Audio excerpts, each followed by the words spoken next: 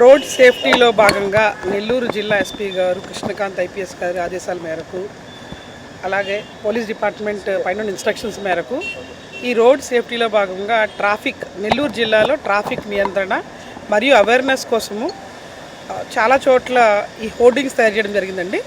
ఈ చాలా పెద్ద హోర్డింగ్స్ అన్నీ కూడా పబ్లిక్కి అవేర్నెస్ కలిగించేలాగా ఉంటాయి.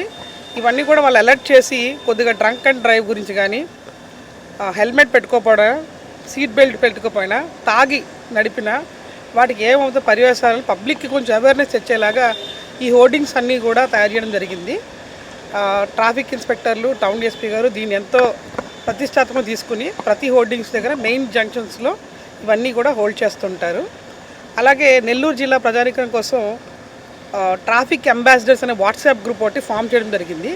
ఇందులో ప్రతి 100 మీటర్లు 150 మీటర్లకు గాను వాలంటీర్స్ ఉంటారు. ఈ వాలంటీర్స్ ఎవరంటే ఆ దగ్గర ఉన్న రోడ్ జంక్షన్లో ఉన్న షాప్ ఓనర్స్ అయినా ఉంటారు, చిన్న పెట్టి షాప్ ఓనర్స్ అయినా ఉంటారు, ఎవరైనా ఉంటారు. వాళ్ళు ఎన్రోల్ అయి ఉన్నారు. గత కొన్ని రోజులు, ఒక నెల నుంచి కూడా ఈ ట్రాఫిక్ అంబాసిడర్స్ అనే వాట్సాప్ గ్రూప్ నడుస్తుంది. ఈ గ్రూప్ యొక్క ఉద్దేశం ఏంటంటే, ఎక్కడైనా ట్రాఫిక్ జామ్ అయినా, ఏదైనా ఇష్యూ అయినా వాళ్ళు ఈ వాట్సాప్ గ్రూప్లో పోస్ట్ చేస్తారు. సో మన ప్రజెంట్ గవర్నమెంట్ కూడా వాట్సాప్ అడ్మినిస్ట్రేషన్ రన్ చేయమంటున్న భాగంలో కూడా నెల్లూరు జిల్లా ఈ వాట్సాప్ గ్రూప్ ద్వారా ఎవరైతే ఏమన్నా ట్రాఫిక్ ఇష్యూస్ ఉంటే కూడా అవన్నీ కూడా ఈ వాట్సాప్ గ్రూప్లో చేస్తారు. అవి మన పోలీసులు అందరూ చూసిన తర్వాత ఇవన్నీ కూడా ఎక్కడైతే క్లారిటీ కావాలో, అంటే క్లియరెన్స్ కావాలో అక్కడ వెళ్ళి మన ట్రాఫిక్ పోలీసులు కానీ, లోకల్ పోలీసులు కానీ యాక్ట్ చేస్తారు. సో దీనివల్ల కూడా చాలా వరకు మనకి పబ్లిక్ నుంచి మంచి రెస్పాన్స్ వస్తుంది.